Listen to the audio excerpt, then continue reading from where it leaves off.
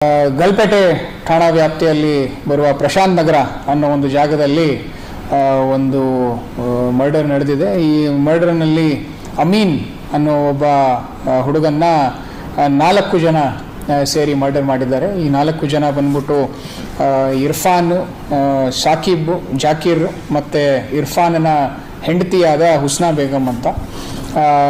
ಎಲ್ಲರೂ ಕೂಡ ಈ ಒಂದು ಇಶ್ಯೂ ಶುರುವಾಗಿದ್ದು ಒಂದು ಅನೈತಿಕ ಸಂಬಂಧವಾಗಿ ಇರೋ ಒಂದು ವಿಚಾರವಾಗಿ.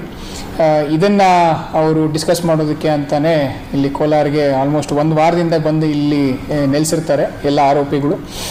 ಅವರು ಪ್ಲ್ಯಾನ್ ಮಾಡಿಕೊಂಡು ಇವನ್ನ ಅಲ್ಲಿಂದ ಕರೆಸಿ ನಂತರ ಈ ಡಿಸ್ಕಷನ್ ಮಾಡೋಣ ಬಾ ಅಂತ ಹೇಳಿ ಕರೆದುಬಿಟ್ಟು ಇಲ್ಲಿ ಅವ್ರ ಮೇಲೆ ಅಟ್ಯಾಕ್ ಮಾಡಿಬಿಟ್ಟು ಅವನ್ನ ಮರ್ಡರ್ ಮಾಡ್ತಾರೆ.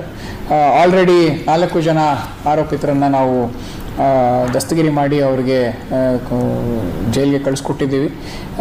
ಮೂಲತಃ ಈ ರೀಸನ್ ಏನು, ಈ ಮರ್ಡರ್ಗೆ ಬಂದುಬಿಟ್ಟು ಅನೈತಿಕ ಸಂಬಂಧದ್ದೇ ಆಗಿರುತ್ತೆ. ಈ ಗಂಡ ಹೆಂಡತಿ ಯಾರು ಇರ್ಫಾನ್ ಮತ್ತು ಹುಸ್ನಾ ಬೇಗಂ ಅಂತ, ಇವ್ರ ಮಧ್ಯೆ ಈ ಅಮೀನ್, ಅವನು ಜಿಮ್ ಟ್ರೈನರ್ ಆಗಿದ್ದವನು, ಸೇರ್ಕೊಂಡಿರ್ತಾನೆ.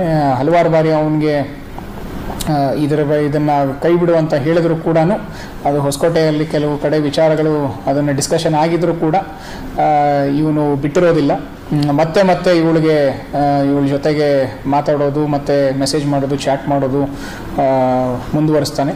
ಅದನ್ನೇ ಇವರೆಲ್ಲ ತಾಳಲಾರದೆ ಇವನ್ನ ಇಲ್ಲಿ ಕರೆಸ್ಬಿಟ್ಟು ಒಂದು ಚಾಕುವಿಂದ ಅವ್ರಿಗೆ ಮಲ್ಟಿಪಲ್ ಟೈಮ್ಸ್ ಸ್ಟಾರ್ಟ್ ಮಾಡಿ ಮರ್ಡರ್ ಮಾಡಿ ಇವರು ಪರಾರಿ ಆಗಿರ್ತಾರೆ. ವಿತಿನ್ 24 hours ಅವರೆಲ್ಲರನ್ನೂ ಕೂಡ ನಾವು ದಸ್ತಗಿರಿ ಮಾಡಿ ಜೈಲಿಗೆ ಕಳಿಸ್ಕೊಡ್ತೀವಿ.